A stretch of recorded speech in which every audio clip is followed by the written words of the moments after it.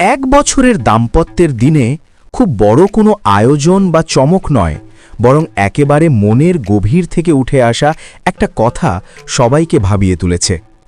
বিয়ের প্রথম বিবাহ বার্ষিকীতে শ্বেতা ভট্টাচার্য যখন বলেন, সিথির সিঁদুর অক্ষত নিয়েই যেন মরতে পারি, তখন সেটা শুধুই আবেগের কথা নয়, বরং তার বিশ্বাস আর ভালোবাসার প্রকাশ।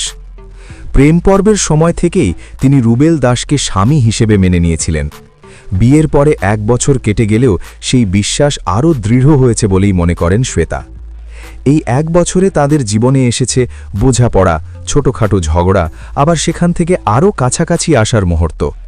শ্বেতার কথায় ঝগড়া হয় ঠিকই, তবে তা খুব সাধারণ বিষয় নিয়ে, ঘোরা, সময় কাটানো বা ছোটখাটো অভিমান।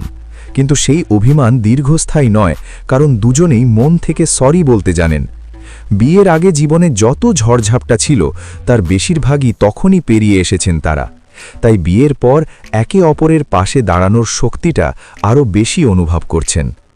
সিথির সিঁদুর কথাটার মধ্যেই লুকিয়ে আছে শ্বেতার দাম্পত্য জীবনের দর্শন। তার কাছে সিঁদুর মানে শুধু একটা চিহ্ন নয়, বরং আজীবন একসঙ্গে থাকার প্রতীক। ভবিষ্যৎ পরিকল্পনা নিয়ে খুব তাড়াহুড়ো নেই, সন্তান নিয়েও এখনই ভাবছেন না। আপাতত তাদের কাছে সবচেয়ে গুরুত্বপূর্ণ বিষয় একসঙ্গে থাকা, একে অপরের শক্ত হয়ে পাশে দাঁড়ানো আর ভালোবাসাকে প্রতিদিন নতুন করে বাঁচিয়ে তোলা।